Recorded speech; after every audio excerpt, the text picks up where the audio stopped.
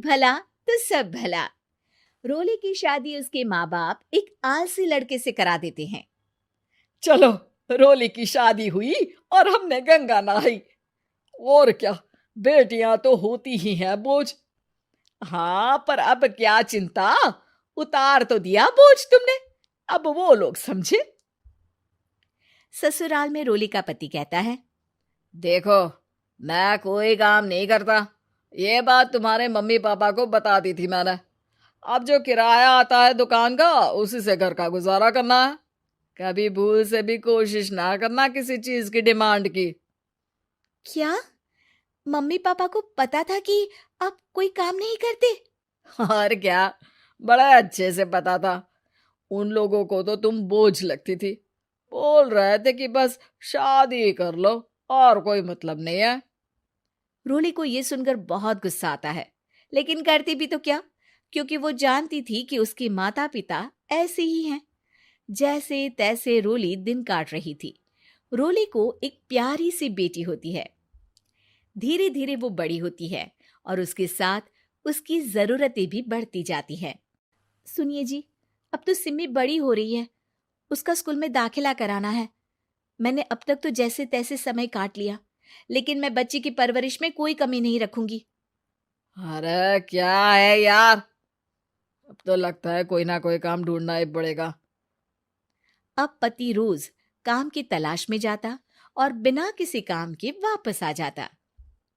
रोली समझ जाती है कि पति के अंदर अब काम करने की क्षमता नहीं है। वो बेटी को उच्च शिक्षा देने के लिए कुछ करना चाहती थी, लेकिन करती तो क्या करती। एक दिन रोली की सहेली कहती है, रोली, मेरी कोई औलाद नहीं है। अगर तू मेरी औलाद को जन्म दे तो मैं तुझे तेरे मुंह मांगे पैसे दूंगी। अरे, तेरी औलाद को मैं कैसे जन्म दे सकती हूँ? सरोगेसी से। बच्चा मेरा और वैभव का ही होगा, लेकिन कोख तेरी होगी। ये संभव है रोली।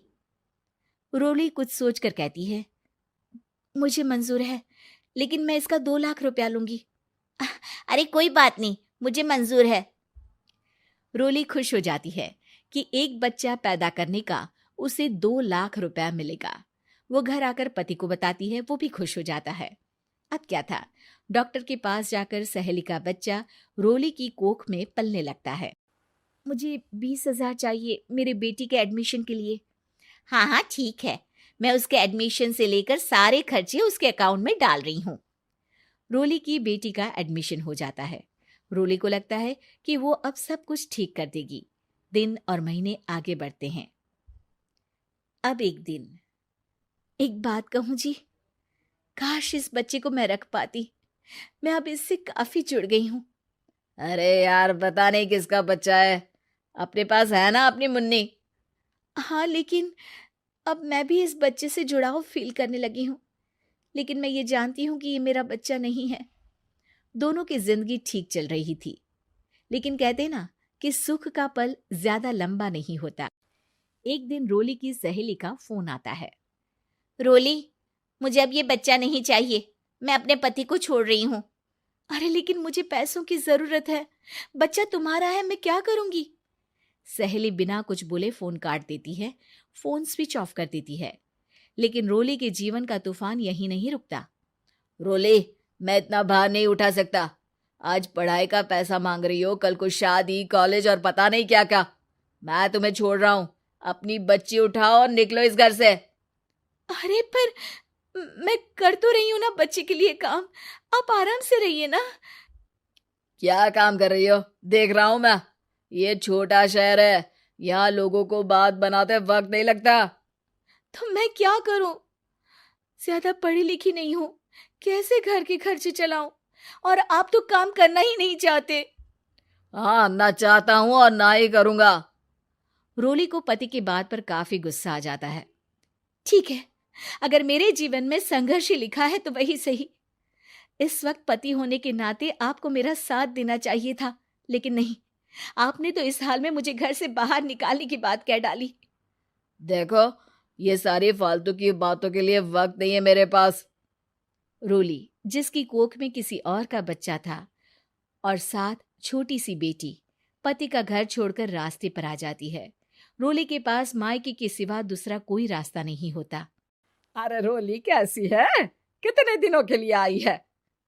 हमेशा के लिए माँ। वो माँ को सारी बात बता देती है। ओए लड़की, इतनी हिम्मत का काम कर लिया। अरे ना ना, यहाँ कोई जगह नहीं है। तुम तो अपना बोरिया बिस्तर उठाओ और निकलो यहाँ से। रोली के पास अब मायके का रास्ता भी नहीं बचता। वो चुपचाप बच्ची को लेकर जा रही थी कि उसे दर्द होता है और वो डॉक्टर के पास चली जाती है। और फिर वहां वो एक प्यारे से बेटे को जन्म देती है। कितना प्यारा है, कितने अभागे हैं इसके माँ बाप जो इसके पैदा होने पर भी नहीं है। तभी वहां डॉक्टर आ जाती है। रोली, बच्चे के पिता तुमसे मिलना चाहते हैं। आपका बहुत बहुत शुक्रिया। मैं इस बच्चे को पालूंगा, भले ही इसकी माँ ने इसे छोड़ दिया हो, पर मैं अपनी जिम्मेदारी निभाऊंगा। तो क्या आप मुझे इसके पैदा करने के लिए जिन पैसों की बात हुई थी वो भी देंगे? हाँ, और साथ ही आप चाहें तो मेरे घर में रहकर मेरे बच्चे की देखभाल भी कर सकती हैं। मैं उसके लिए आपको सैलरी दे दिया करूंगा। रोली को लगता है कि जैसे भगवान ने उसके लिए सुकून का रास्ता खोल दिया। वो अब मुकेश के साथ उसके घर चली जाती है, जहां रहकर वो उस बच्चे की देखरेख करती है। अब मुकेश के घर को रोली अच्छे से संभाल लेती है। उसके लिए खाना बनाने से लेकर बच्चों की देखभाल और घर की देखरेख। धीरे धीरे मुकेश को रोली से प्यार हो जाता है। रोली, तुम्हारी बेटी और मेरा बेटा बिल्कुल भाई बहन की तरह साथ रहते हैं। हाँ, आखिर है तो एक ही कोख के बच्चे, अटैचमेंट तो होगा ही ना। रोली, तुमने घर और मुझे दोनों को संभाल लिया। ये तो मेरा काम है। आपने भी तो मुझे छत दी जिससे मैं अपनी बेटी की पढ़ाई और भविष्य के लिए पैसे जोड़ सकूं। अब रोली, क्या तुम मुझसे शादी करोगी? अब मैं जानता हूं तुम्हारी भी शादी कुछ खास अच्छी नहीं रही। रोली को मुकेश की बात ठीक लगती है। वो उसे हाँ बोलने की सोच ही रही होती है कि उसके पहले पति का फोन आ जाता है। रोली, मैं बहुत परेशान हूं। मेरा एक्सीडेंट हो गया है। मैं चाहता हूं तुम वापस आ जाओ। रोली को पुराने पति की चिंता होने लगती है। वो सोचती है कि वो क्या कर रही थी। हाँ हाँ ठीक है, मैं आ रही हूँ। हाँ रोली, आ जाओ, लेकिन बच्ची को कहीं हॉस्टल में छोड़कर आना, क्योंकि मैं नहीं चाहता कि हम लोगों के बीच फिर से वो सारी बातें हो। रोली को समझ आ जाता है कि पति आज भी सुधरा नहीं है। वो पति के पास जाने से इनकार कर मुकेश को हाँ कर देती है।